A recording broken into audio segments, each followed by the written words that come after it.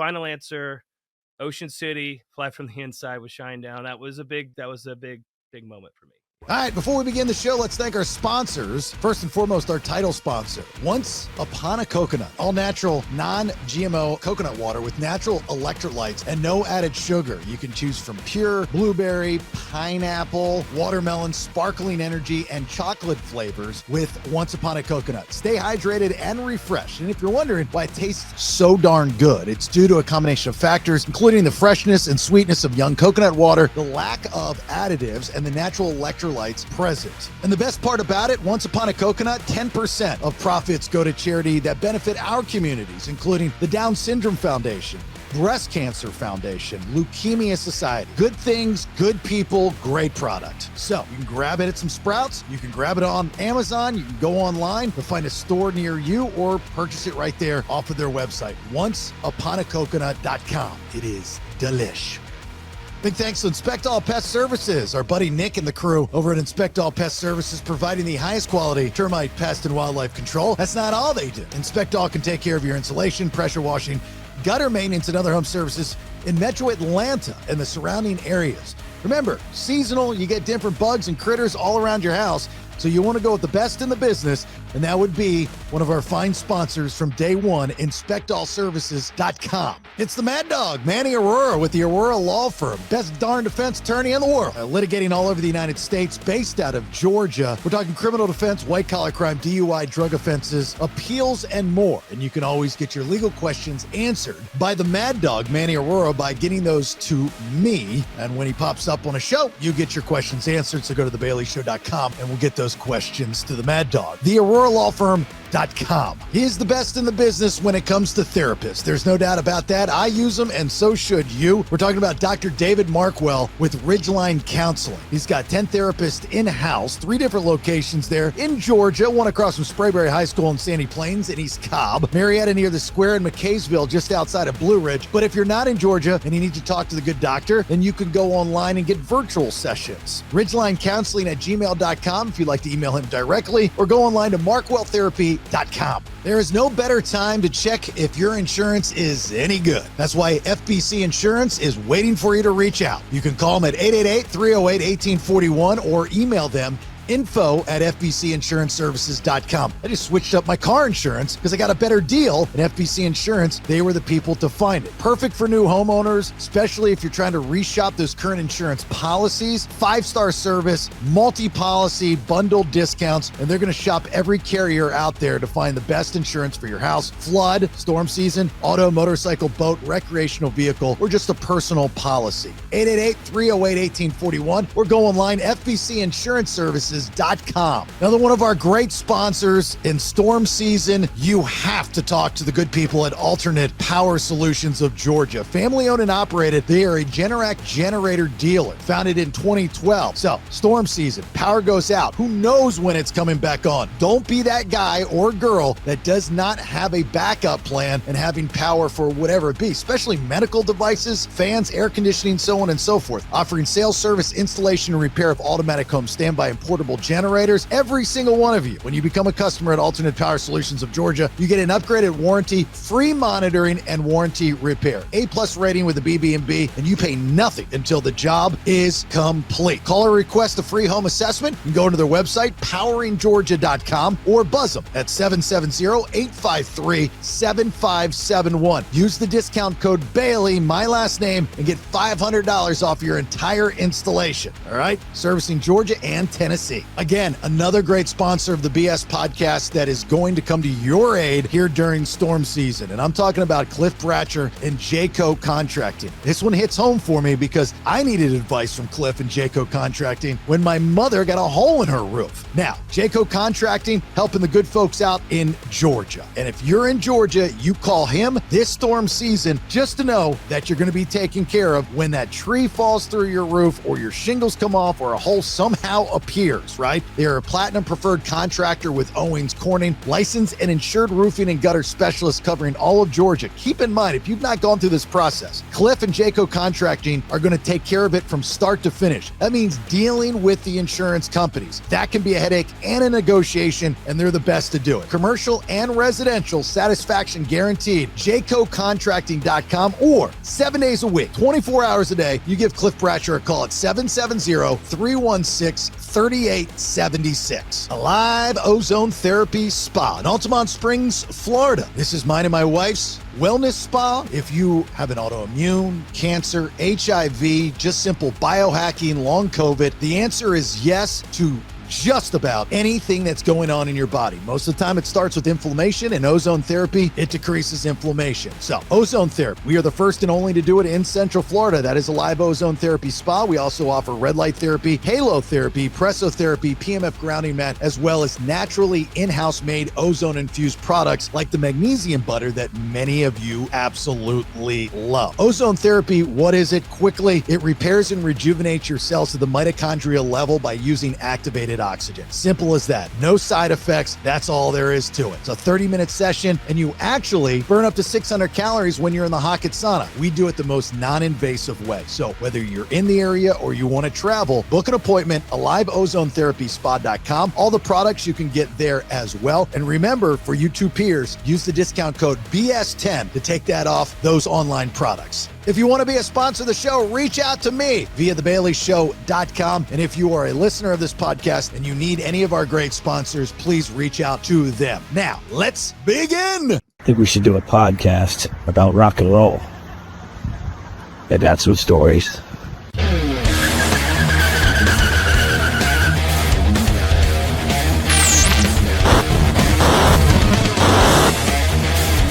Yeah, let's do it. Welcome to the Vinyl Road Podcast. There it is. All right. Ow! Thanks for being here. This is episode 2 of the Vinyl Road Podcast. Thanks for being here. My name's Jason Bailey. There's the man himself, Mr. Brad Stewart. How are you, sir? I'm good. I'm good. Good. Yeah, man. Yeah. So, like episode 1, way better as far as the response than I expected. That was a lot of fun, and it was good not to only hear from my audience, but the Brad Stewart Saliva Shinedown on you. Here's something. Let me tell you something. Those Shinedown fans are like really loyal. I mean, even if you're not in the band anymore, they're really loyal. They're into it, man. I'm getting so much response from, of course, what happened in Ocean City, and they're totally like following me now on Facebook and on Instagram, and they're messaging me, and they're just being super supportive and asking questions and just being super cool, man. They're so loyal to the band, Well, this is a cool outlet for you, to just kind of chit chat with your fans and give a little inside scoop. And, like, it's funny because fans just are like, okay, that guy's a singer, that guy's a drummer, that guy's a bassist, that guy's a guitarist. He does nothing else in life. He's got a family and he's got opinions. Oh shit. Who knew? And I've always liked it when musicians or anybody in the business that are kind of depicted in one way get to find a different outlet to express themselves. So you will find this is very therapeutic. I think as well, those 30 plus years of built up whatever you wanted to say, you're now able to say it on your own podcast, which will be a good thing. I love it, man. It's great. And we could, people can ask questions, and we can, for me, like, it's like when I watch like Jerry Cantrell, and he's talking about Alice in Chains, and he's talking about Lane Staley days, and he's talking about, like, one of my favorite bands. I'm just like, I'm in. Let's go. Let's talk about it. So hopefully it has the same effect for the bands I've been in, and people may want to hear the stories about how the songs came about. I mean, and back to Jerry Cantrell, he's holding the lyrics for "We Die Young" up for Lane Staley to sing them in the studio. And of course Lane's killing it, but I would have never pictured it going down that way. Him having to, because Jerry was the main, of course, the Chiefs, that was Jerry's band. I mean, he wrote the lion's share of the music and the lyrics and everything. So, but just stuff like that, man, just like little insights into how things can shake out, you know, in your favorite bands. It's pretty always cool. funny to see, you know, I don't want to say that, I guess the brains behind the operation, because the lead singer is always, you know, the guy that the fans look at like, okay, the band would not exist if it weren't the lead singer. And aesthetically, you know, for the most part, you are correct. I mean, look at Motley Crue, you know, Karabi comes in and actually, I don't think he got the credit he deserved, you know, for that album. It was actually pretty good. That's probably with their best record. The fact they called it Motley Crue was their downfall for that record, though. It was a great record. I thought he killed that shit. You know, I mean, Right. But, you know, people have a problem getting past the original. You know what I they do. mean? They do. And, you know, even with William and Alice in Chains, which, you know, he crushes it. He does a fantastic, and he's such a great guy. And the story behind that is awesome. About, you know, he and Jerry's relationship all those years, and they used to just be on the same set list and or gigs, and became friends. And he was like, hey, you want to do Alice in Chains with me, and so on and so forth. But it's tough for people. I mean, you experience every show with Saliva, is people to move past, you know, not understand it's not about the lead singer, it's about the music, right? When it's all said and done. It really is, man, and that's tough, though. It's still a tough sell for some people that are just very much married to the original, you know, idea of what the band is visually, and who the people are in the band. But I mean, unfortunately, you know, things happen over time, and there's not a whole lot of bands that still have the same guys in it. Mhm. Um, I mean, maybe a handful of bands that still have the same guys that started it, or if they're even still around anymore. Bands quit, they you know, break up, whatever happens. I mean, so yeah, we do have that at the Saliva shows. I mean, we're definitely like, I can't live there. You know, we there's been so much music put out since, you know, since Bobby joined the band and Josie left the band, that um we feel like, and we play like probably half and half, right? We play like, of course, we're gonna have to play Click Click Boom, Your Disease, you know, Yeah. uh Always. always, of course, and you know, ladies and gentlemen. But the other half of it, we're ripping new stuff, and it's cool to see people in the front row know those lyrics and not just be living off the nostalgia songs. You know what I mean? So I'll look out there, and young people, like, you know, are singing along to Come Back Stronger, to Time Bomb. And I'm like, okay, that's cool, man. You know, like that makes us feel good about just carrying the torch, of course, and the legacy, but also injecting new material and like stylistically new sounds and songs into it, you know? Would you say, because of any kickback Saliva gets without having any original members in the band, you know, some by choice, some by chance, obviously with what Wayne, you know, passing and whatnot, that the fan base is more understanding that it's about the music versus the aesthetics? It depends on who you ask, man. I mean, I don't. I mean, there are those like, you know, they are there, and it's like convincing somebody that this is the way it's been. And then, of course, you know, when he Josie originally left, Dave was in the band, Paul was in the band, Wayne was in the band. It was basically everyone but Josie, and Chris DeBaldo had left a long time ago before that. And you know, John Montoya came in, but he wasn't original member either. We love John, but you know, whatever. So, and we actually, when I joined, they had brought John Montoya back.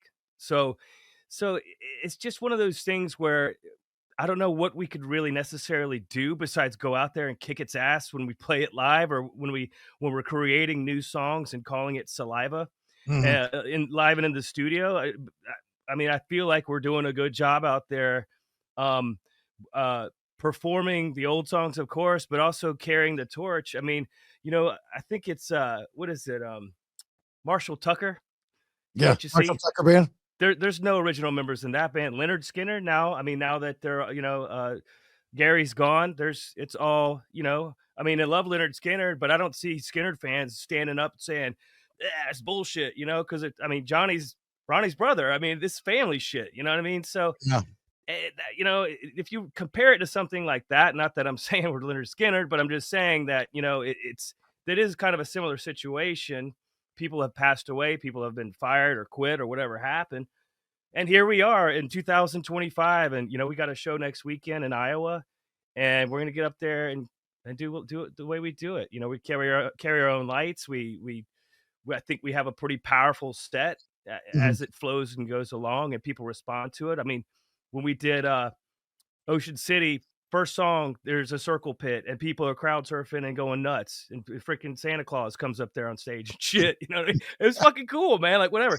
I mean, I can't live in other people's opinions about how it should be because it just isn't that way. So Yeah. you're either going to make yourself fucking crazy trying to change it in your head or trying to like write it up on the internet and say how that we're some fucking tribute band or something. But you can say that all you want. Bobby owns the trademark now. So that's a 10-year deal.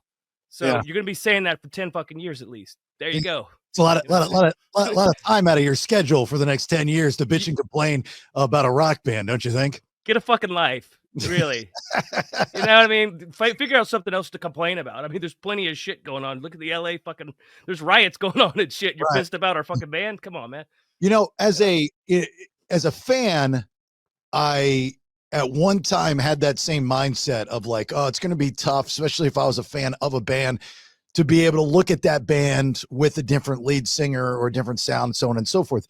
But as an industry guy, being in the radio business for over 30 years, you know, it helped me kind of make the analogy of, or the similarity of, a band is like a sports team. You know, no year is the same year for that sports team. Let's say, okay, the Philadelphia Eagles last year won the Super Bowl. Okay, well, this year it's not going to be the exact same team that won the Super Bowl, but you're still going to, whether Jalen Hurts or Saquon Barkley or AJ Brown is there or not, you're still going to be, if you're especially Philadelphia Eagles fans, you are definitely still going to be a fan through thick and thin. So if you were a Saliva fan from day one with that lineup, if anything, you should appreciate the music still lives on, and you guys still fly the banner, and you're making new music. You know, Bobby is an absolutely amazing artist. Like, I don't think people realize that the dude can do anything up on stage. Like, he can sing, he can play drums, he can play guitar. I mean, the guy is absolutely amazing. You should appreciate that. I'll never forget, this was years and years ago at the Hard Rock Hotel in Orlando. They have this thing called Velvet Sessions. I don't know how often they do it anymore, but you know, they'd bring in bands, like Bret Michaels is always there, and I love Bret to death. But they had Warrant one time, and I hadn't been following Warrant. I knew Janie Lane had passed years prior, but whatever. Whoever they had, you know, looked a lot like Janie Lane, right? And they're doing Warrant songs, and this small little crowd in the lobby of the Hard Rock Hotel, there's this dude giving them shit. I felt so bad for the guy. The guy's just trying to make a living. He was probably a fan of Warrant. He's like, oh my God, I get to join Warrant and I get to do Cherry Pie on stage, Uncle Tom's Cabin on stage, you know, all these great songs. And I got some dickhead in the middle that's pissed that I'm the lead singer when the original lead singer's dead. Fuck, what are you going to do? I mean, the guys in the band have lives and they have to a living. They you know, they have to make a living somehow, man. So I mean, it's like the movie Rockstar. He pulls him up and it gives him a leg up, and then he dips. He's over it. Whatever. I mean, it's I don't know, man. But people are that way. I mean, even in my old band, they gave shit to people, you know, to Zach and Eric when they joined the band, and they're like, "Where's Brad and Jason?" And there was never really a statement that said what happened. So I get that part. So I see it from both sides, of course, because I was an original in that band. So, but I mean, that band has since moved on, I'm pretty sure, and gained a whole lot more new fans. So whatever. But I mean, and you know, but thankfully now there's unity where there was division, you know, by you know, them inviting me on stage and us sort of reconciling in Ocean City. And now, dude, I'm going to hang with Barry and Lori, my wife and I. Next week, you know, Brent and I are messaging. I message with Zach all the time. That's cool. You know, it's cool, man. And we're just like having good conversations too. It's not like, hey, what are you doing? It's like actual real conversations. And you know, I don't really know Eric that well, but hopefully I can get to know him now that things are sort of back, you know, to where they are. You know? Right. And for those that, you know, or because we have all, you just never know who's listening, right? Sure. So, you know, Brad, of course, the original bassist for Shinedown, and he and Jason out of the band years ago, and there's just no communication with the guys, and it's very, very sad. And for those that don't know my connection with the band, and I'm going to still claim this, even though there's a couple people out there that want to say that they're the ones, they ain't the ones. I was the first to play Shinedown. You were. I was the guy on the radio that launched Shinedown, not because it was like I found the band, but because Steve-O, the A&R guy for Atlantic, came out. The story was I was doing nights at WJRR in Orlando. I didn't know what the hell I was doing. And then one evening before I went on the air, Steve-O walks in, who was the former program director of JRR back in the day. Right. And did the same with Collective Soul as he did with Shinedown, as other bands. And he walks in with my program director at the time, Pat Lynch, and he says, "Hey, we're launching this new band. We think that it's got legs. Will you do a promotion?" Well, I'm a night guy and a kid on a radio station. That was just them being sweet. Of course I had to do the promotion, but that wasn't a question. They were like, you're doing it, man. Right? Right, exactly. This is what's happening, but just say yes. But I had never been in that predicament before, and I didn't understand the magnitude that it would affect my career and my life moving forward. I mean, hence we're here now. Look at this. Who would have seen that coming? And so they gave me 3 songs to play on the air, and they did the old radio bit of, pick the first single for this band, Shinedown, and it was Lost in the Crowd, better version, which I still stand today. I really wish that song would have been bigger. And then Fly from the Inside. Fly from the Inside was obviously the choice, had nothing to do with the radio bit. And then away you guys went into superstardom from the get-go for the most part, but grinding. I would say from the get-go. I mean, Fly had moderate success, but I mean, the records weren't exactly flying off the shelves. Plus, you got to imagine getting Atlantic Records' attention, even though you have a good record out there. I mean, they have other art. It's like wait in line. There's other artists. So we were given certain resources. We had to get out there and earn that shit. But after that first year, though, of about being out there doing it, 45s come out by that time, and it's people are connecting the dots between who the band is and what the songs are and stuff like that. And then I'm pretty sure you presented us with a gold record. Was that you on stage? That was me. It was a hurricane relief concert the radio station put on. I think. I thought it was Earth Day. Maybe no, it was like at a baseball field or some shit. It was not Earth Day birthday. I know that for a fact. But okay. I think that was the same gig that it was really cool. There was this blind kid they brought up on stage to play with you guys. Yes. And I was watching, his father or his guitar coach or whoever it was pat his back with the beats. And I watched this blind kid play with you guys.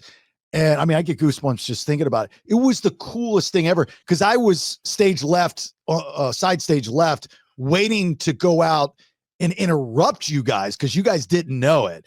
And I felt really awkward and uncomfortable. And I remember looking at Brent's face and he was like, "Dude, I love you, but what are you doing? Get the fuck off the stage."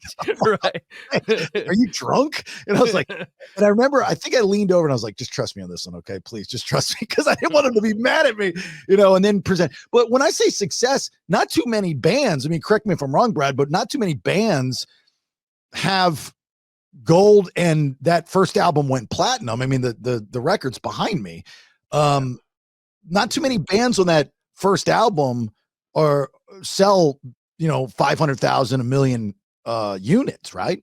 That's true. I mean, and we weren't the kind of band that we were out before we got signed and we're touring around and finally we get our big break. It was like, no, we had to start from we had no fans. So going from no fans to 1 million fans and 1 million records sold is a tremendous undertaking. I mean, but it happened. I mean, it's gone 2 times platinum by now. So 2 million records on Leave a Whisper, and it still sells consistently well, as far as, I guess, people downloading it or stealing it or streaming it or whatever they're doing to it. But, it's definitely, I mean, it's a feat. And there's some really great bands, though, that didn't sell, that I thought that would be, that would have sold a bit more records. But I mean, it's just, I don't know if it's timing, it's the team you have, it's the work you put into it. I mean, there's a lot that goes into it, of course. And, we had some breaks along the way that we weren't expecting. Like the Simple Man thing happened. We weren't expecting that. And then we re-released the record with that new version, or that version of Simple Man, and a couple acoustic tracks on Leave a Whisper. And that's when we really started seeing, once we had those 3 songs out, I think a lot changed for us. Well, you also had conflict and controversy with not just Simple Man and the kickback from the Skynyrd fans, which I remember I had to get Brent on the air to explain that to people. This was, social media existed, but it was nowhere near what it is today. I mean, this would have been, 2003-ish, maybe 2002. And then there was another song. What was the Sun song? Beyond the Sun. Beyond the Sun. That's second record though. But yeah, that's second record. But there was conflict with that on a guy who wrote it, or I remember somebody reached out to me and was like, dude, he's not getting credit for it. And I remember I called Brent. I was like, what is this all about? And he's like, I can explain it. I was like, will you come on the air and explain it? He's like, yeah, sure. I'll come on the air and explain it. And he came on the air and explained, but I had this dude's like family and friends reaching out to me going, it's bullshit, man. It was somebody, I don't even, Chris, maybe I want to say his name was Chris was his name. The band was called 3AE, and he did tragically die. And, but that was his song. Now the producer of the second record sort of, I don't know if I thought he was given proper credit, but by that time we were having some issues in the studio that eventually sort of led to the original lineup not being the original lineup anymore. Quite frankly. Oh, I didn't know it was that deep. Oh, okay. Oh, yeah, but it wasn't because of that song necessarily, but things that were happening.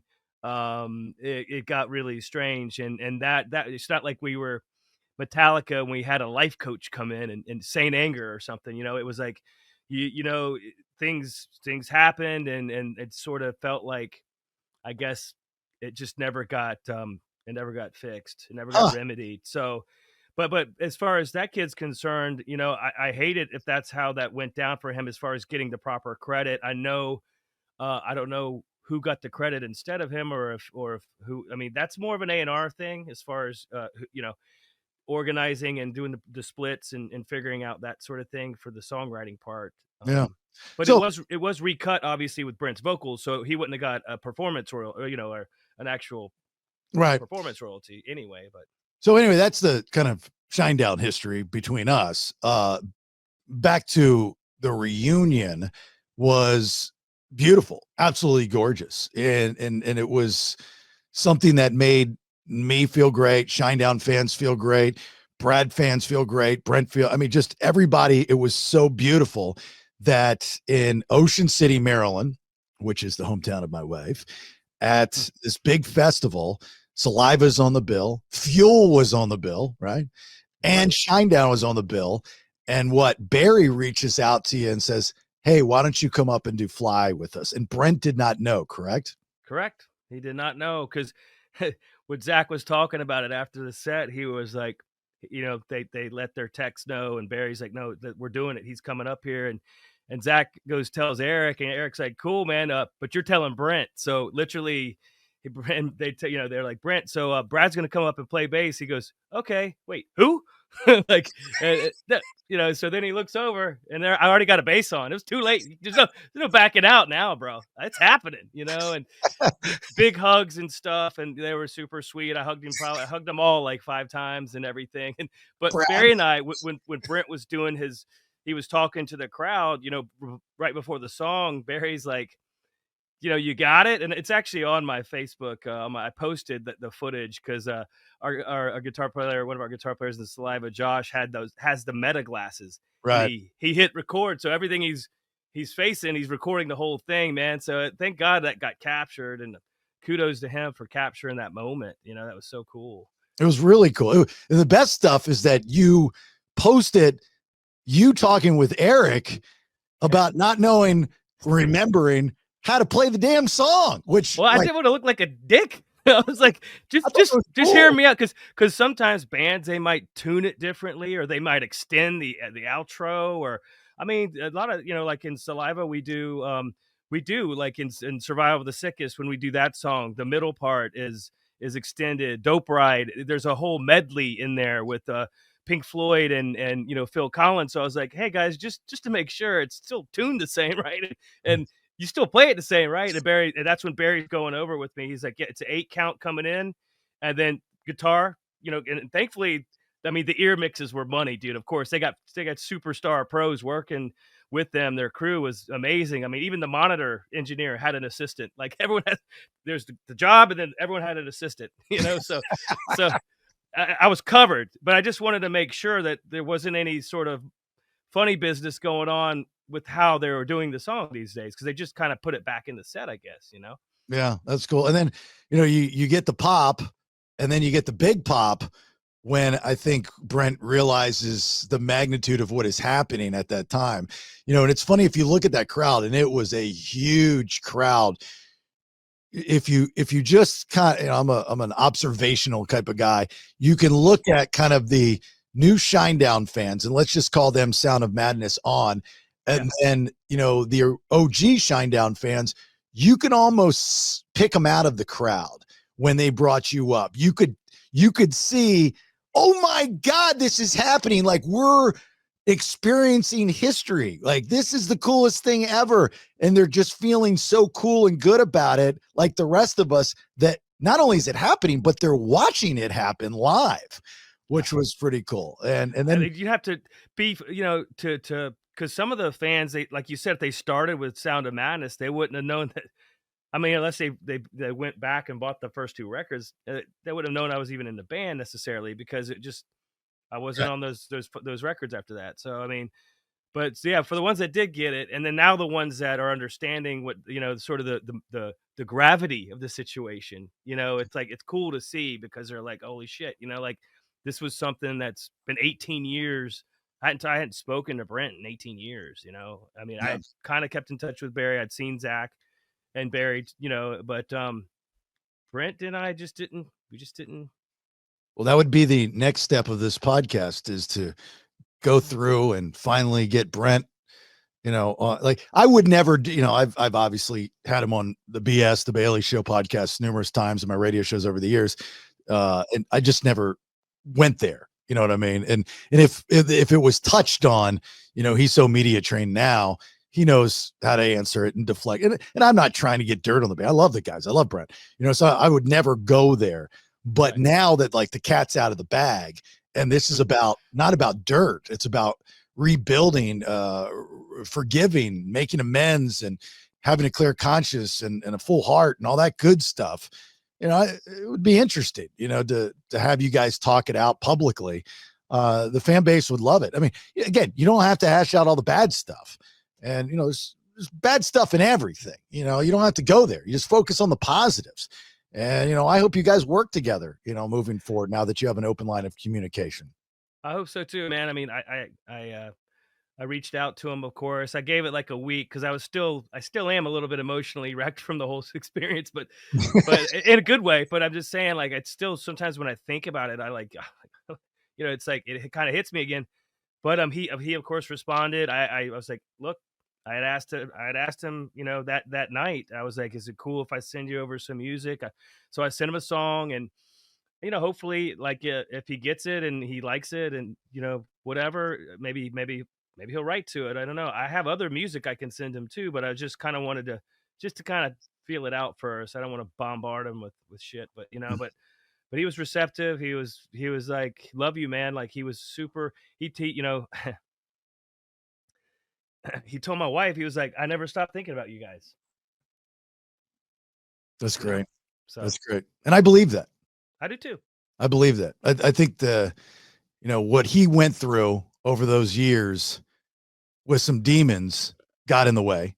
And then I think the machine got in the way as well. And, sometimes, I mean, if you're in his situation, your hands are tied.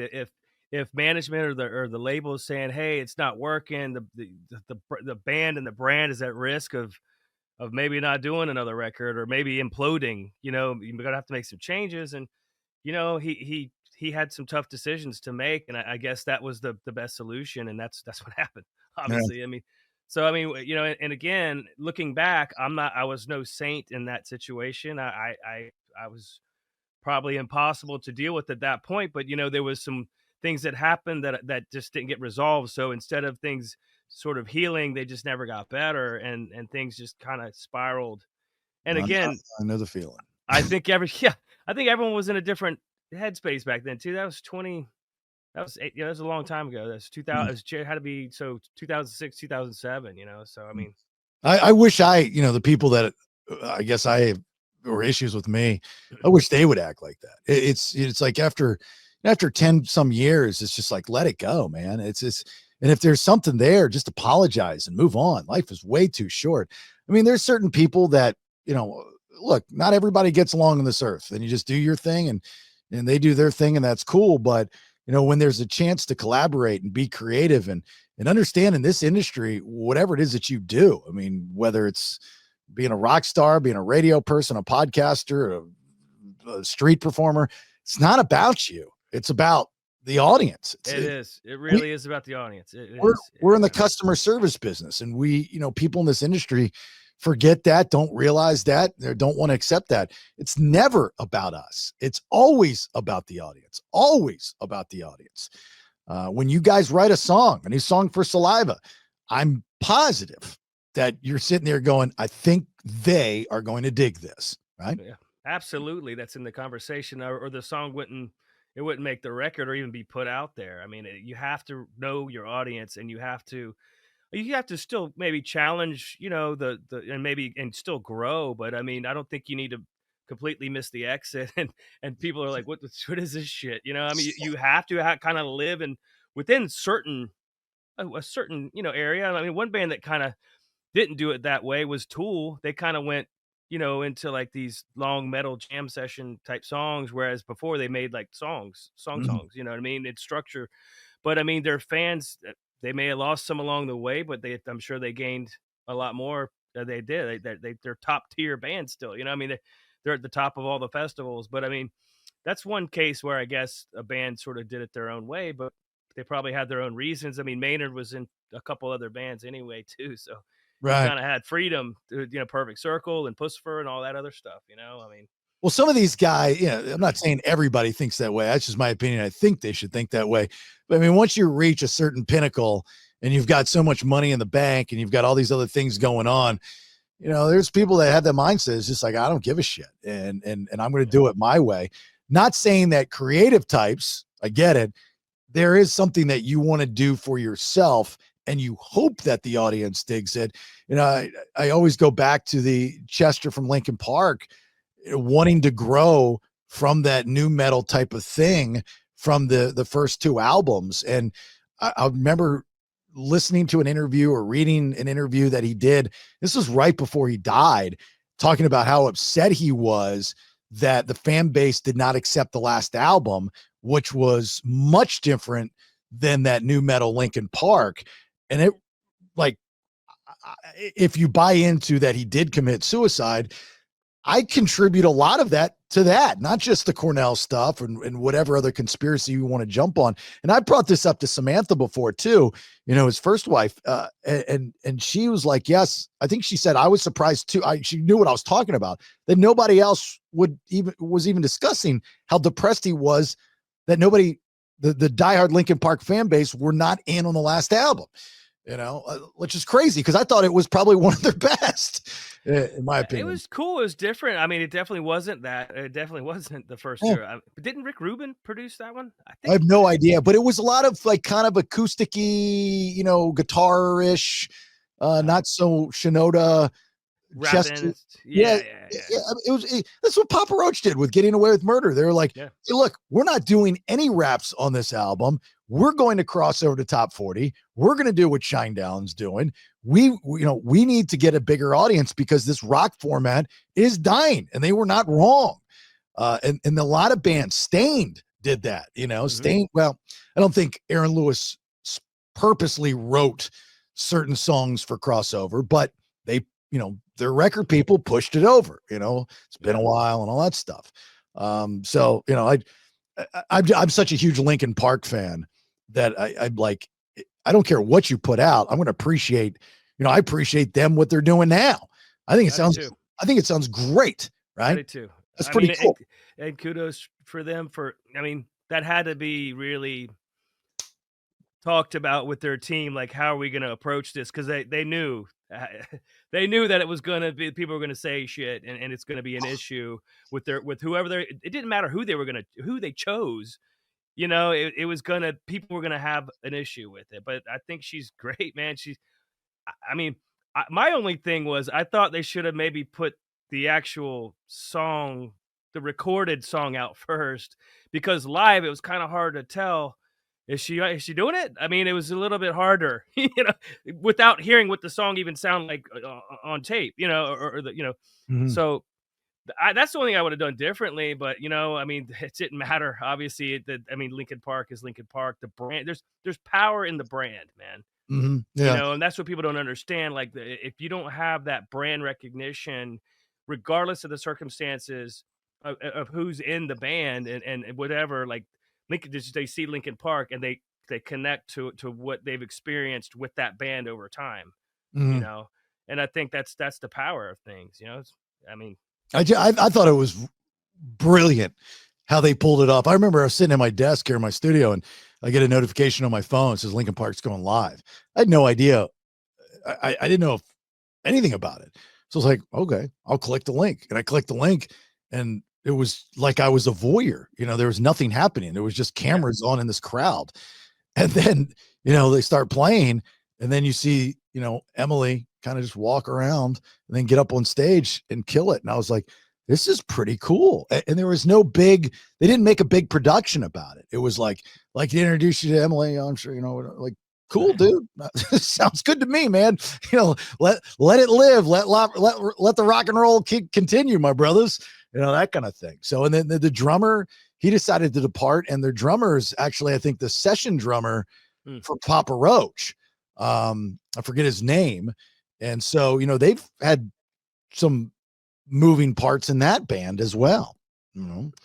It's actually, when you look at the business of rock and roll, especially, it's pretty small family of people, and it's kind of incestuous, if you will. It's even like crew people, like bands and crew. Like, well, that's the cool thing about doing those festivals. It's like you get to see people that may have worked with you in one band or this band or that band. It's the coolest thing to experience, because if you have history and you're with different folks, and it's almost like a family reunion anyway. I mean, I saw so many people when we did Ocean City from all those bands. It was like, dude, it's like, it just is so cool to reconnect and just see all those folks and to hear all the bands. I mean, I'm fans of those bands too, All right.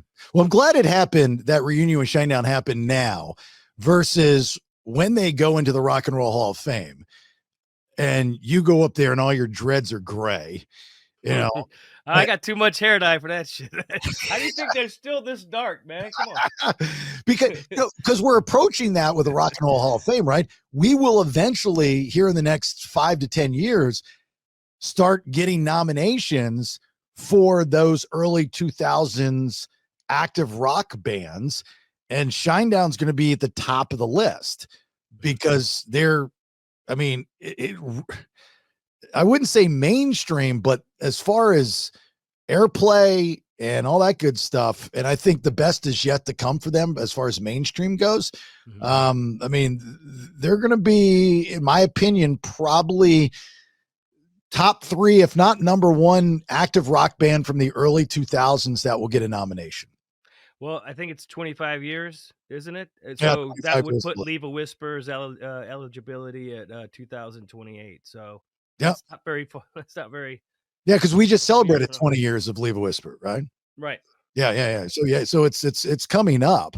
And you can't name.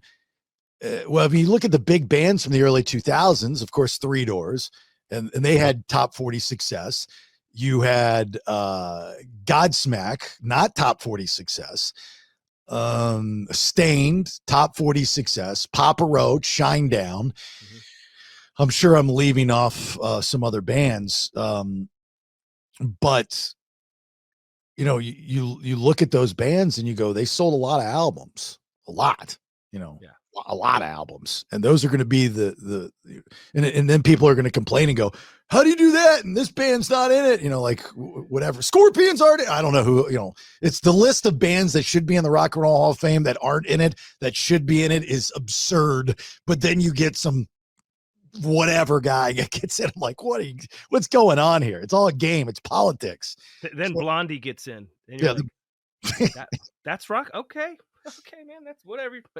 They should just call it the Music Hall of Fame, because the Rock and Roll Hall of Fame, I don't know. It's too specific. It's too specific. Yeah, I mean, I don't know, because you see some of the people getting in, and you're like, that's the furthest thing from rock and roll possible.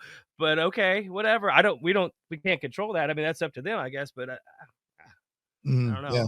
And you never want to see the last time that the original lineup of a band performed there.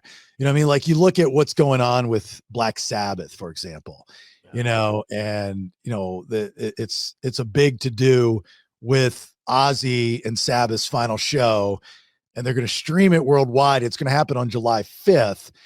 And I've got and it's going to be the original lineup, Ozzy, Tony, Geezer, Bill. They're going to reunite for the first time in 20 years. And then they're going to have other acts there like Metallica, Guns N' Roses, Tool, Slayer, Pantera, Hailstorm, Alice in Chains, Lamb of God, Anthrax, Mastodon, so on and so forth. It's going to be happening in London. Now, I've got a little information on this. I've got a friend of mine in the health space. I'm not going to say his name, but you would know him if I said who he is. But Jack Osbourne actually reached out to him about a year ago and asked him if he could help his dad. And then Sharon reaches out. I don't know if that happened, if they were working on it, because I know if they did, they were filming a reality show or something. They're filming it. But Ozzy said that he's not going to perform unless he can stand. And at that time, a year ago, he could not stand. Mm. So I'm assuming something happened within that year, this past year, that allowed Ozzy Osbourne to stand. Now, I don't know if they're going to make Mars the situation or not, but you want to see Ozzy stand. Didn't she release a statement saying that his voice is as good as it's ever been, but yeah, that his Parkinson's, I guess, or whatever's afflicting him, I think it's Parkinson's, is making it the tough part. As far as, I'd be more impressed also to see the other guys get through the thing, dude. I mean, those guys are pretty old, man. You're gonna play a whole set? I mean, or maybe they're not gonna do a whole set. Maybe they'll just do select songs, or because I know those other bands and other members are gonna jump up there. I mean, is he going to do a whole set of Black Sabbath and Ozzy tunes with Black Sabbath? Or, I mean, how's that going to work? That's a long time. I mean, at that age? I'm assuming, they're going to do, or at least play the hits, Maybe. We'll see how that goes. I mean, I know you want the best though, don't you? Absolutely, man. Do you watch Jack has a couple of shows, right? Portals to Hell, and then the Osbournes Want to Believe. Have you seen that one? I haven't seen that one. No. So Sharon and all their dogs and Ozzy, they're sitting on this couch, and Jack's running clips by him of supposed alien encounters, paranormal activity, and shit. It's hilarious because Ozzy's just sitting there and he doesn't believe anything. Anything comes by, and there's the woogie boogie meters, what they say, and they rate each clip with this or that, and you should watch it. It'll crack you. It's entertaining as fuck as nothing else, because Ozzy's still just sitting there and he's kind of hunched over and he's like and he just, the shit he says and everything, it cracks me up, man. Do you think that the Osbournes, and by the way, the Osbournes were, really the OG of reality television, if you think about it. You can give it to the Real World, but the Real World was a little bit different as far as the reality show aspect of the Osbournes. And then you get the Prince of Darkness, which in those days still, if you're a gearhead, you're thinking that rock and roll, you're not selling out. You're not doing dumb shit like this. You're hardcore. You're drunk every day. This is rock and roll, sex, drugs, and rock and roll. And then you find out the dude just putzes around his house with sweatpants on, mumbling shit, and you're just so disappointed. But then you start laughing, and then you find yourself, you're laughing at him, and he's not even trying to be comedic, but you're like, I feel bad, I'm laughing at the Prince of Darkness. Do you think that like hurt that- or help? But that was him, though. I mean, anyone that knows him, he wasn't acting. I mean, that was just they were roll tape, and he just said what he said, and they kept it, and they just put it out there. I mean, I'm sure there was some editing, of course, and this and that, but I mean, he's kind of crazy and just does what he does. He's just Ozzy. I mean, Bob Marlette, who did our first record in Shinedown, he was like, no, that's how he is. And he told us a story one time. He was like, he was recording with Ozzy, and Ozzy had, his lyrics up, and Mike's over here, and he's reading, and he's kind of going down like this. Ozzy, the mic's over here, brother. Come back. So they had to keep, he kept sort of coming off the mic and shit. But he would tell us stories, and he's like, that's, what you see on that show is how he is. It's really, I mean, that's what you see is what you get on that show. What's the most mind-blowing thing that you've been told by somebody in the business that has worked with an icon? Man, I think I could say it on here. I don't want to. Oh, like I could get pretty dark for people, and I don't want to slander anybody. So I'm looking for something fun and fun. You don't have to bury somebody. I mean, I'm just looking for. Okay, maybe bad question. He's got, Hollywood. Some it can get dark out there, man. I mean, you hear stories about artists and I don't know if you've ever heard this one, but talking about how the master tapes used to be sent down to the coven of witches, and they put spells on the master tape, and then they mass produced the masters, and everybody's under the spell, and that's why certain bands were more successful than others. They had the right witches at the right time and shit like that. Have you heard that? Never ever in my entire life of America heard that. Look, and not to be conspiracy. I mean, it's possible, right? I mean, anything's possible. So I think it was David Crosby from Crosby, Stills and Nash that was talking about it, or someone was asking him about it, and he was like, "Oh yeah, that goes on. That absolutely goes on, or went on. Whether it still does, we don't know." So but the songs that are successful have a little witchcraft boogie woogie behind them, but maybe, and you got to have the right ones doing their hoodoo on it, man, or you ain't gonna sell shit. You'll be on the shelf. I gotta meet one of those witches for a lottery payday. Jesus, right? Who are these people? Yeah, Mega Millions, bro. It's like 250 right now. Let's go. Let's go. Come on, man. All right. So before we get to some questions, and we're going to turn this into a new portion of the show, because like Brad had posted on his Facebook page, like if you got any questions that I'll ask, and they were great, and they just continue to come. So this is cool.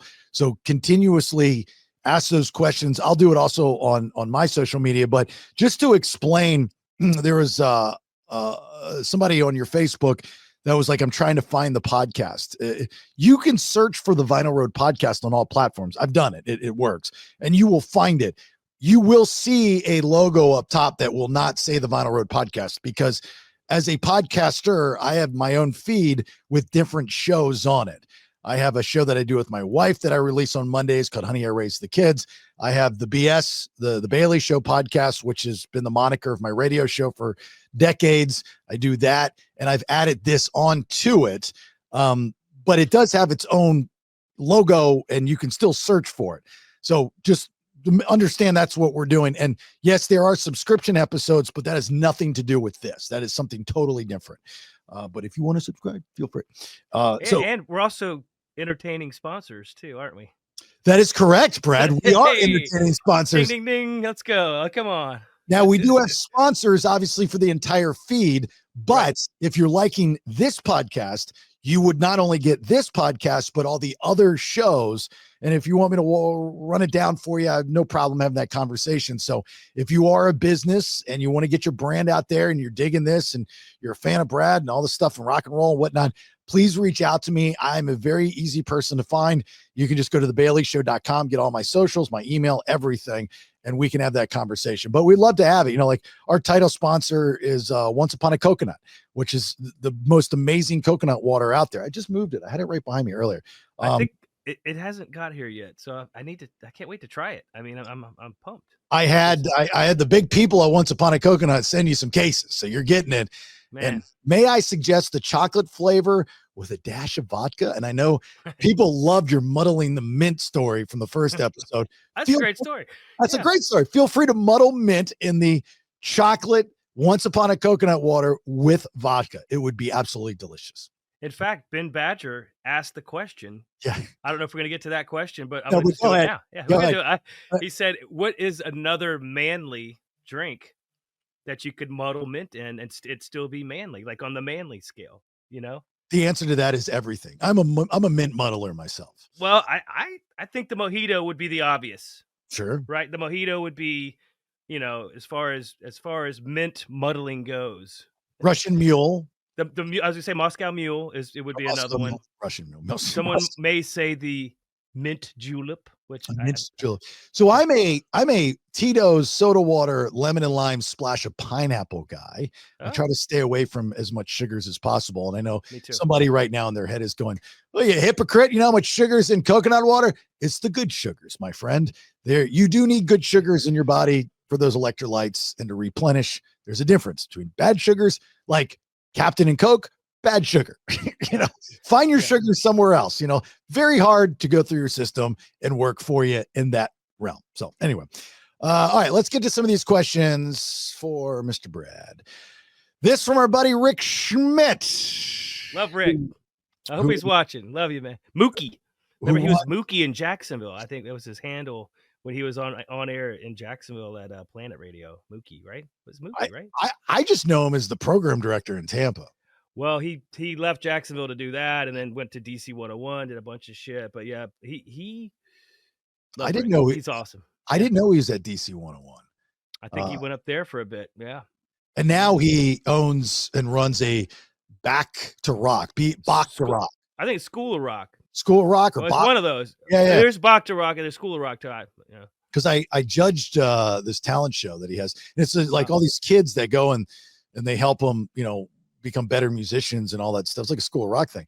And oh my God, these kids are, I'm sitting there going, God, take me back to when I was 8 and I could join this school so I can have something to like say for myself later in life. This is crazy. Like this kid's going up there with the guitar and just shredding. And he's like 10. You know, he's playing Metallica. I'm going, oh my God, this is ridiculous. All right. So this question's from Rick Schmidt. If everything ended tomorrow, Brad, what would be your best, quote unquote, I get goosebumps when I think about this moment in my career story?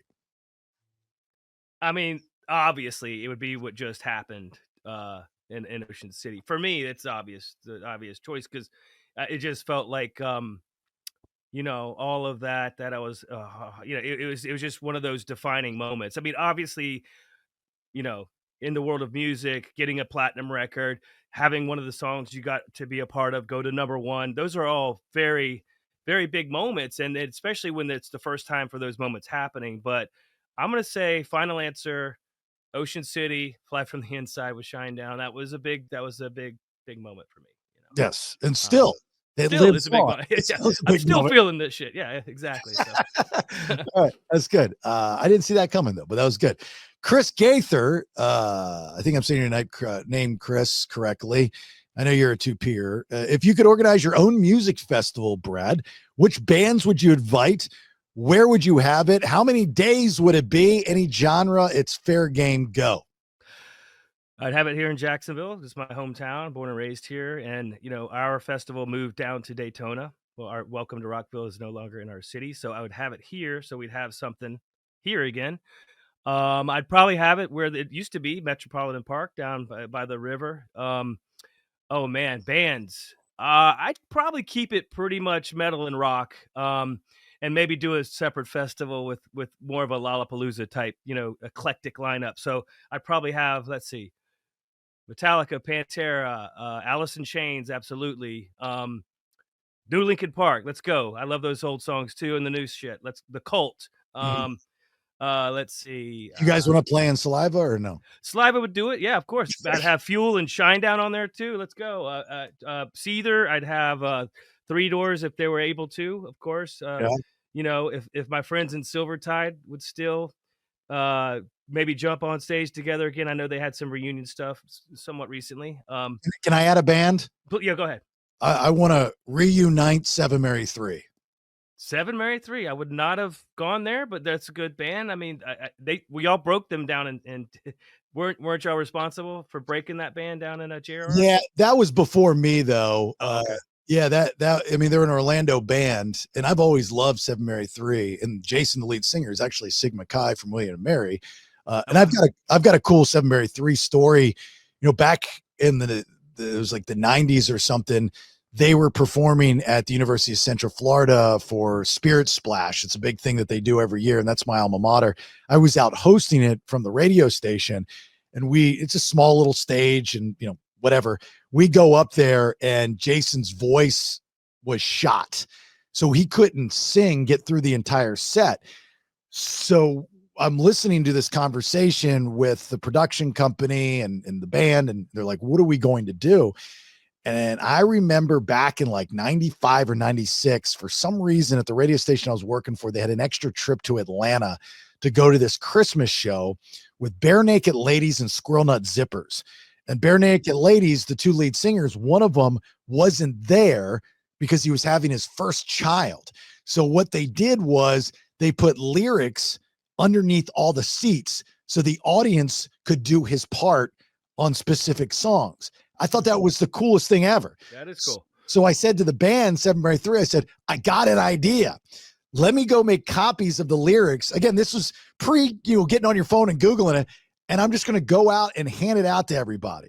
Well, it turned out to be this orgy of a good time where all these people came up on stage and just start screaming into the microphone. You got a bunch of these kids that are soaking wet. It was a party on stage. It was cool. Awesome. That is so cool. Yeah, nobody's worried about getting knifed or gunned or beat up. It was just a good time party up on stage. And that I love Seven Mary Three. I don't know. Great story, man. We've played in the rain before too.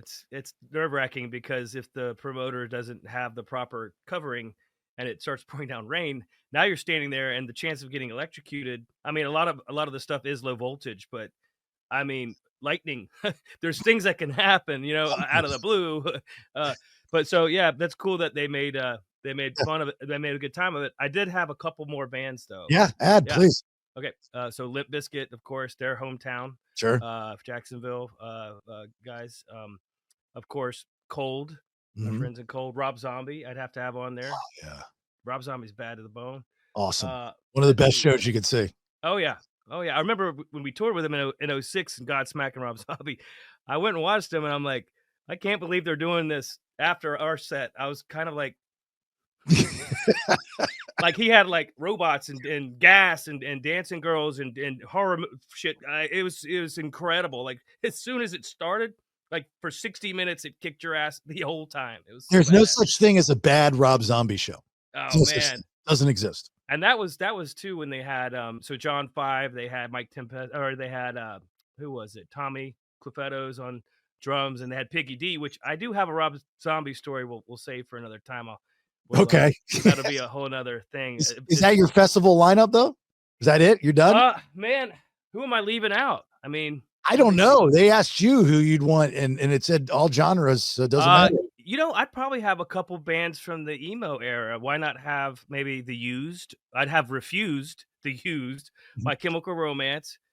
Why not throw Radiohead on there? Fuck it. I mean, like, but they could only do songs from the Bends and OK Computer, and then they're in. How's that? You have restrictions, Radiohead. After that, After that, I'm sitting there like, what the fuck happened? Like, the song starts and it never kind of comes back to what the fuck, Yeah. Anyway. I mean, you could really do a Jacksonville-based festival. Skynyrd. Let's bring Skynyrd up. Come on. Let's go. Right. I mean, 38 Special, 38. Yellow Card. Yellow Card. Yeah, Yellow Card. I thought Yellow Card was from South Florida. Those guys lived here and they moved to California. And then they were like, yeah, we're from California. It was like, no, you're not.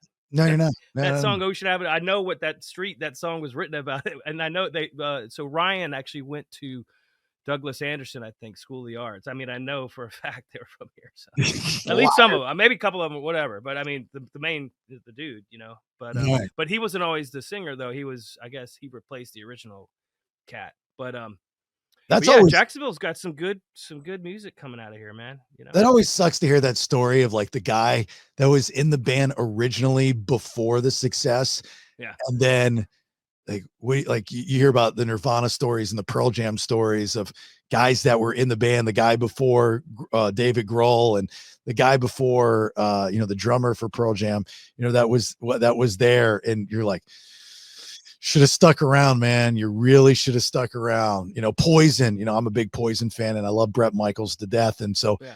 That band, before they go out and they hire CC DeVille, which they held auditions and Slash didn't get the job, good for Slash, right? Goes on to Guns N' Roses. And so, exactly. Yeah.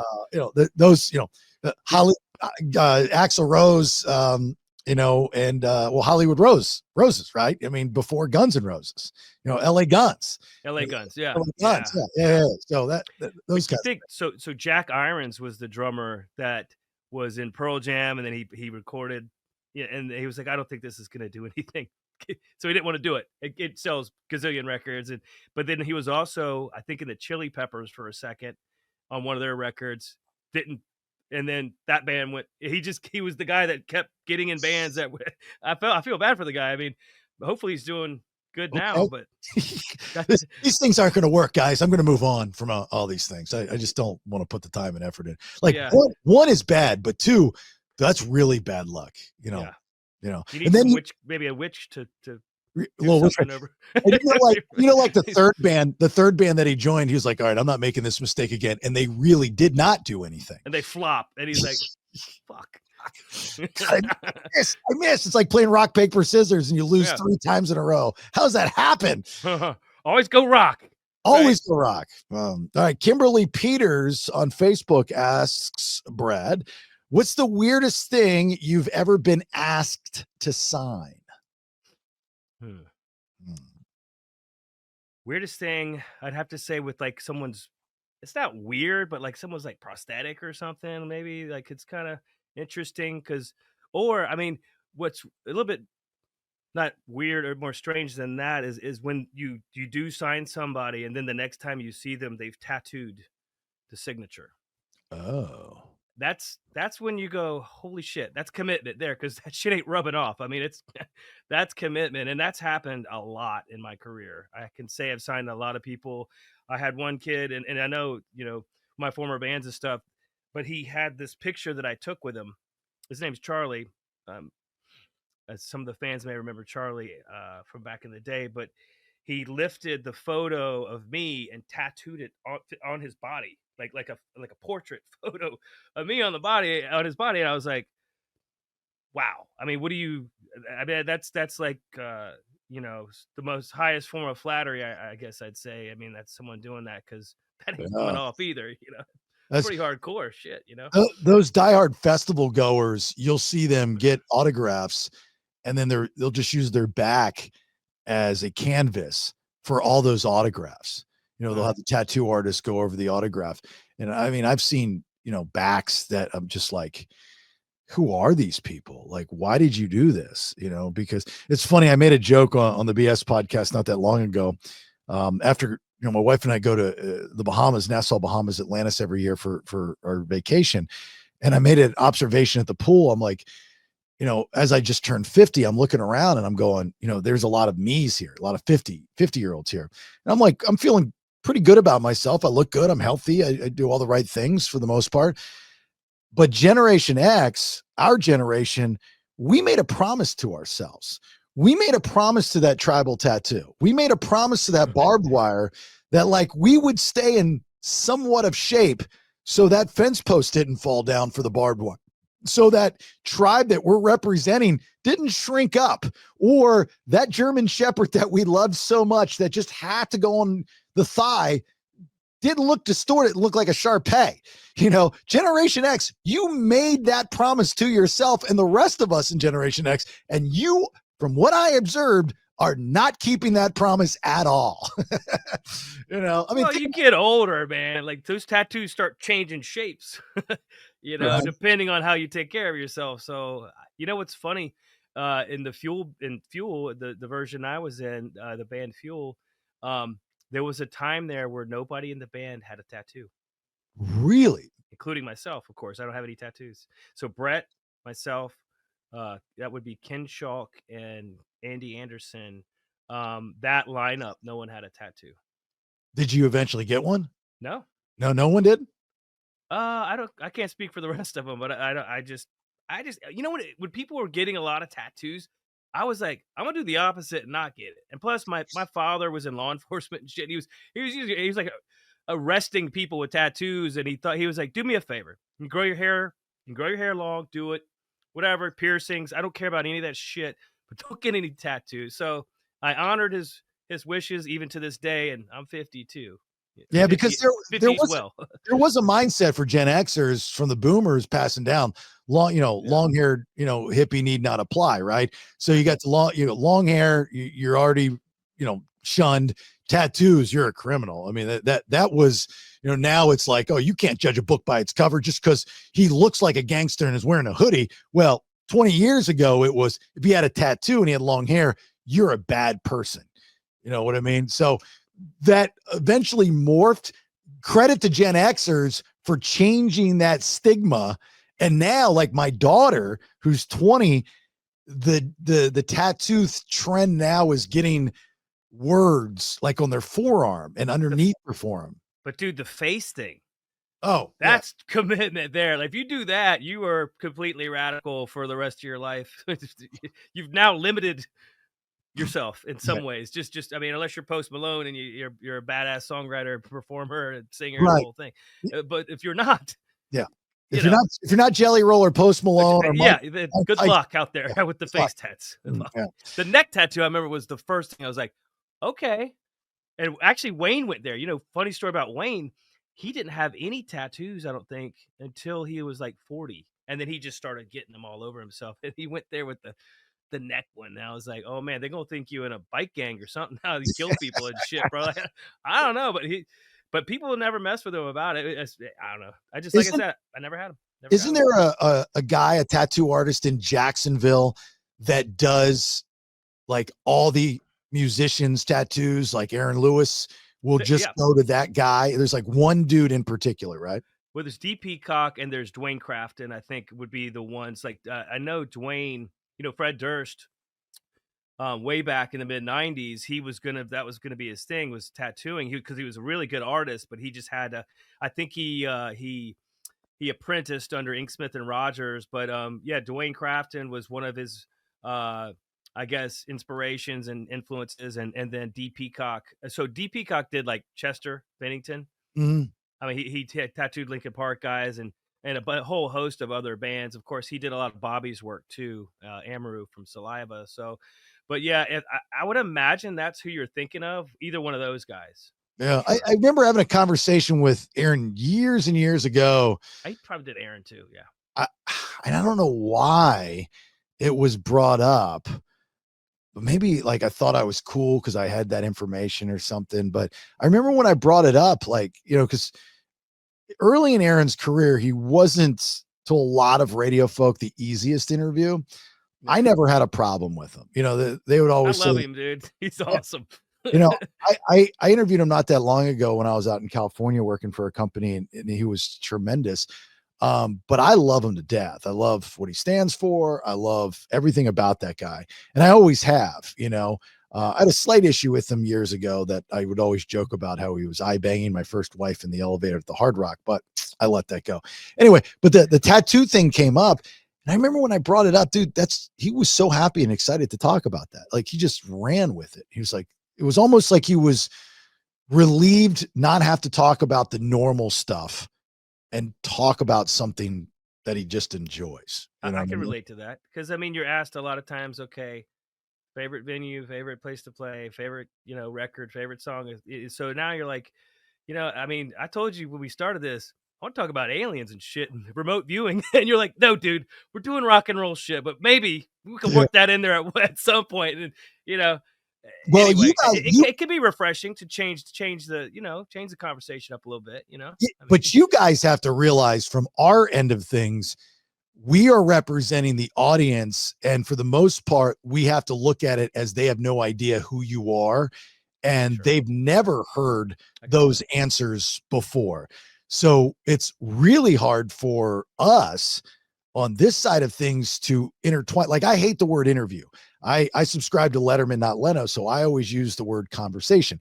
That's why just about anybody that I've ever interviewed, quote unquote, has always enjoyed doing it with me because of my style. It's a conversational style. It's not your typical stuff, and it intertwines and it goes all over the place and comes back home and blah, blah. I mean, I had Chad Kruger, I come on, this is about a year ago.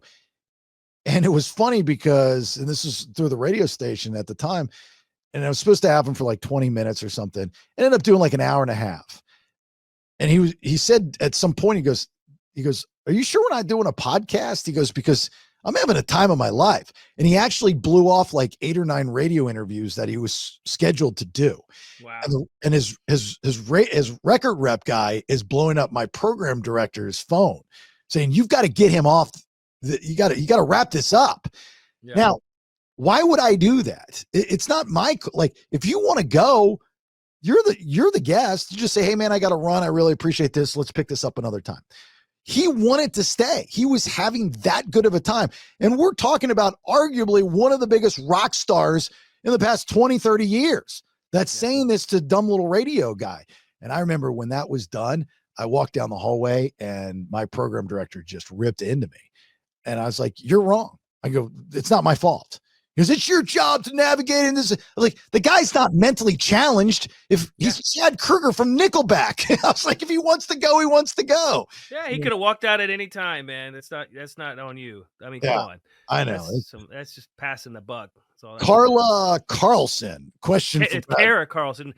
First of all, love Kara. She would know about this venue, the Machine Shop, which we'll get to that here soon. She's in Michigan. Oh, she is super. So she was an OG like Shinedown fan. Like, she is super sweet. She showed up to every other band that I played in, and she's front row, and she's the most. And I look at her and I see her out there, and I'm like, okay, now it's inspiring to see somebody having that good of a time. It makes you have a better time when you see the reaction that way with certain people. So go ahead with the question. Sorry. Well, I apologize, Kara, but your name is tricky because I see Kara Carlson. I think Carla Carlson. My bad. Pre-show, post-show rituals. Favorite venue to play at? Well, the Machine Shop in Flint, Michigan, I'd have to say. As far as smaller like venue, Kevin's Inc. I've been playing that venue. I think they opened in 2002. I'm pretty sure Shinedown played there with it was either Tantric or Silvertide. We played that venue super early on, and those guys treated us like they didn't they treat you like gold there. And you remember places and people like that along the way, because there's some places that don't necessarily treat you that way. They act like it's like you're lucky to be playing their venue, and it's their, you have to have their passes on. It's their show because they're a legendary venue, and you're lucky, and all these bands bought on. I won't say the venue I'm talking about, but I'm just saying. So, okay, final answer for small venue, Machine Shop. I will say the United Center. Got to do that one. Oh, she just said any venue. So Oh, okay. No, United Center is where the Bulls run in Chicago, right? Yeah. So I got to do that 2 nights in a row with Van Halen way back in 2004. So when you look out there, is that the United Center, or is that State Farm? It used to be called the United Center. I don't know. It's the house that Michael Jordan built. It's fucking massive, dude. Yeah, and it's like, I mean, it's to be able to look out there in a place that's indoors that big. I mean, that was special. So okay. What about the rituals? I'm curious about this. I mean, rituals for me, like, I get changed into what I'm going to be wearing, and I don't typically in Saliva sit down and try to like figure out, play scales and do all this bullshit. I don't do that. I'll mix a drink about an hour and a half ahead. And, if we've changed the set in any way, we'll sit there and talk about what's going to happen. Or quite recently, Josh and Bobby they would play Here Without You or as a tribute to Brad Arnold. So, okay, what's going to happen? Where's that going to go? Oh, hey, just kind of talk about things like that, and you kind of stretch, and you just kind of get your mind we'll typically throw anyone that's, you know, on the bus. We'll try to at least 30 minutes before even bus hangs and guests, just kind of get everyone off so we can all just kind of be on there figuring it out, you know, and I say a little prayer and just hope for the best, man, and just go out there and do it. I But mean, does but Saliva have a we pre-show? we don't huddle. We fist bump. You know, we just kind of, I don't know. It's not like we have some sort of, we don't sacrifice a chicken or nothing. I mean, it's one of those things we just, or maybe a Chick-fil-A chicken, but no. Because It's Shinedown did. They we had the did. little doll thing. Well, you know, I don't know, man. It's and you know, in Fuel we would huddle, and Brett would say, he would say, like, we'd all just be in there. I think there's footage of this maybe on my page, but and he would be like, all right, you know, let's have a great show. Let's enjoy what you do because you love what you do. We were actually lucky and blessed to be here to do it for all these fans. And, you know, and Brent would always, we would huddle and back in the day too, and Shinedown. And he would be like, all right, stay in tune, stay in time, stay in pitch. Let's kick its ass. I mean, there was certain things. I mean, you know, it's funny because Jason, he would burn incense. And one time we were playing with Creed at the Ice Palace, and the unbeknownst to us, the stage was packed with pyro, and there people were like, "Whoa, like the fuck are you doing, man?" Like, and he's like, "I'm lighting incense. What do you mean?" Or Marcus, our guitar tech, and they're like, "Dude, the whole stage has explosives." Don't do that, you know what I mean? So anyway, so yeah, I mean, these days I don't do a whole lot. Hopefully that's I don't know. That's just Yeah. how it is. At this point in my fucking career, it better be working for me or it's not. You know what I mean? Shinedown now, they started doing this the last couple of years. Before they come out, they'll play the recording of Casey Kasem because they were like the last band or something that Casey Kasem played, or some kind of correlation. I can neither confirm nor deny that they got that idea from somebody that looks and sounds a lot like me, and I never got credit for it. But I neither can confirm or deny that happened. I'll give you the credit, man. I appreciate you, brother. Yeah, no problem. Melissa Summer Miller. Brad, Okay. how do you look the same after 20 plus years? Well, I got a few more wrinkles over here, but I have this lighting. See, no, And just hair kidding. dye. And the hair dye. Hey now. No, you know, man, I appreciate that as deeply as a compliment. I mean, you know, I do dye my hair this color. That helps, so there's not gray shit running through it. I think, you know, for me, as I've gotten older, I try to, you know, I'll take my dog in the morning to the beach, and we'll run in the ocean and run in the sand and get a little sun and connect to the earth with your feet and not have shoes on, and yoga, you know, maybe some meditation and prayer. Of course, I work out. I've been taking martial arts at Shintokan Dojo since 1997. It's a Okinawan Shorin-ryu karate, and I still to this day train there. My teacher's actually in Japan until next week, but you know, I think things like that and really what you put in your body is super important as far as food. I mean, obviously, you know, the whiskey and the vodka, whatever, but like as far as food, like getting your food, either growing it in your own garden or you know, like just trying to eat healthy, not even organic, eat local, man, you know. So I guess that it's some good skincare products. Well, I don't know, man.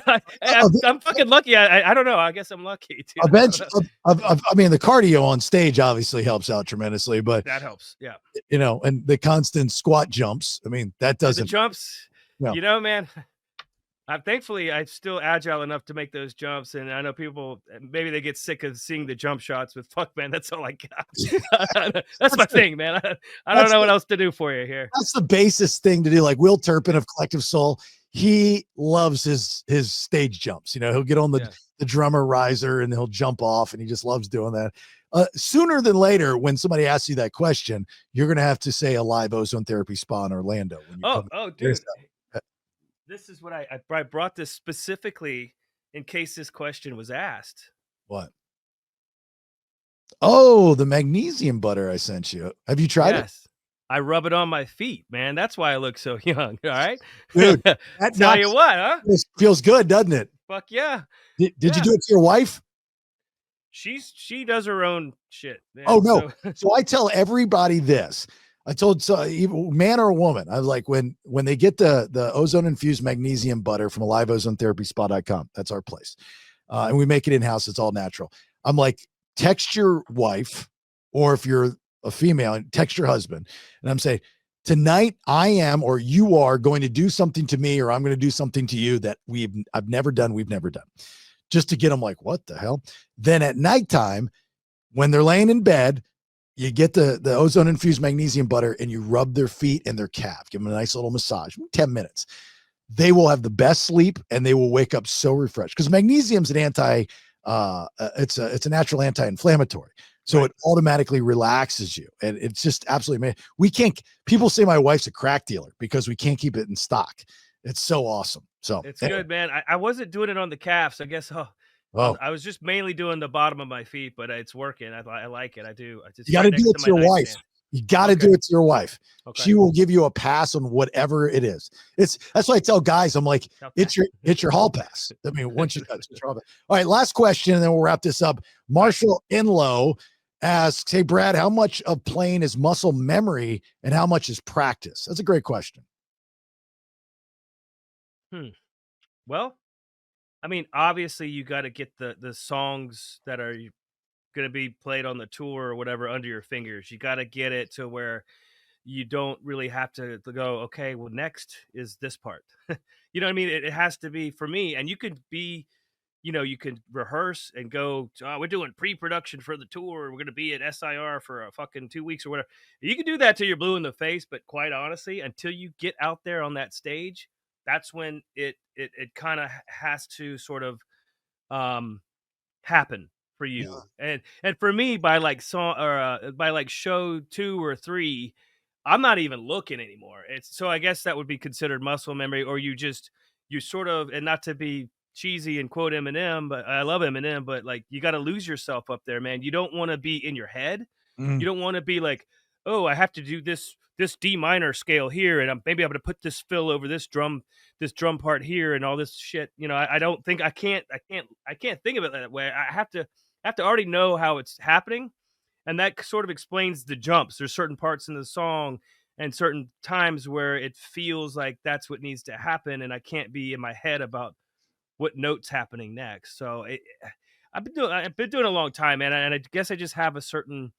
And I've been playing in Saliva for 10 years now, too. So some of those songs, if I don't know them by now, it's probably a problem. I should probably stop doing what I'm doing, So the only muscle memory that didn't kick in was Leave a Whisper in Ocean City. That's when you actually it did, man, because I didn't go over the chorus with them or the bridge, and that shit was still in there, bro. That's pretty impressive, man. Like I mean, yeah. Upcoming Saliva shows. You guys have what?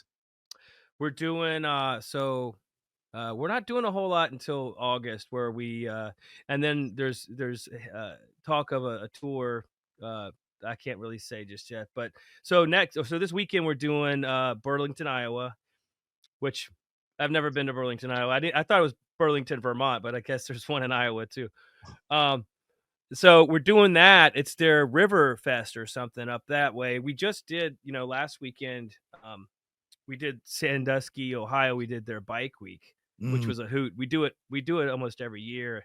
Had a blast. It was us and Hinder. And, but yeah, we got some stuff. I think we only have like one show next month, and then we start getting a bit more busy in August, which it's kind of odd for us because we did that Hinder tour, February, March, and we had a lot of shows, and then it was like, and then of course, truth be told, our booking agent, I think I may have mentioned this last show, but I don't know, but he died, right? David Shapiro was the pilot, and also one of the main guys at Sound Talent, which is our agency, our booking agency that books Saliva and a bunch of other bands. Well, he crashed his plane in San Diego, and so his assistant was our agent. So now we have another agent still in that same agency, Jonathan Wilson. But so now there's sort of some transition going on, obviously, within the company, and everyone's still reeling because there were members from his office. There was the drummer, I guess the former drummer from Devil Wears Prada was on Yeah. the plane. I mean, it's a terrible Yeah. tragedy, man. So I don't, so we're just trying to sort of get through that with them and figure our plan out, as things sort of heal and time goes on here. So And then you have Aftershock in Sacramento. That's in October, I believe, right? yes, it is. We're playing Cumberland, Maryland. We got some stuff in there. I think we're doing Sturgis. I think we're doing Buffalo Chip with Oh. Gene Simmons. So that should be cool. I haven't done the Chip in like 20 years, dude. We would do Full Throttle or,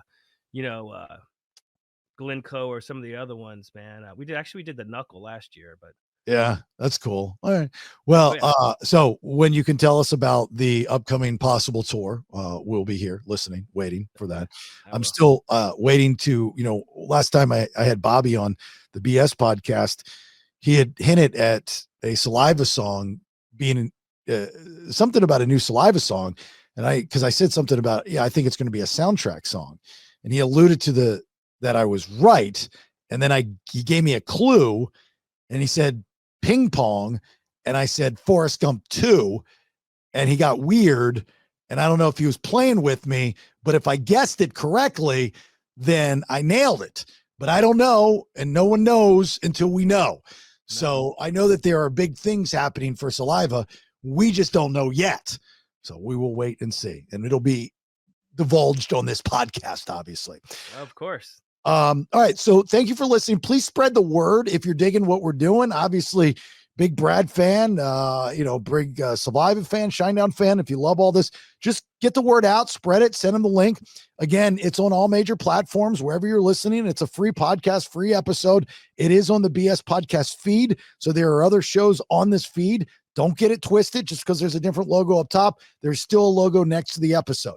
And if you ever need to reach out to any of us, Brad obviously is a very easy person to reach on social media, as well as I, and you can always go to TheBaileyShow.com. Brad, do you have anything before we get out? I'm just super stoked that people are listening and that this is the response that we got. And I don't know. This is kind of new for me. And I just, it's, I had bought this mic a while back and I'm like, oh, maybe one day I'll be on a podcast and I'll actually get to use it. And here we are. Here we are, and it's, we'll see where it goes from here. Hopefully, people end up we'll have some friends on here at some point too. And have some fun with it, man. I appreciate the shit out of anyone that's listened. I mean, hell, it's been almost an hour and a half. It felt like it was 10 minutes, Right. That's cool. The good stuff. That's the good stuff in this business. Yeah. When, you're like, you get through a 4-hour radio show and you're like, man, it's over already. You had a good show and you have good chemistry and good conversation when it just flies by. So thank you again for the support. Like Brad said, I echo that. And I hope you support this and everything else that's on the feed. Get those questions in for next week on the social media, and we'll talk to you soon. And bye. That's it for this episode. Check out TheBaileyShow.com for more shows. Until next time.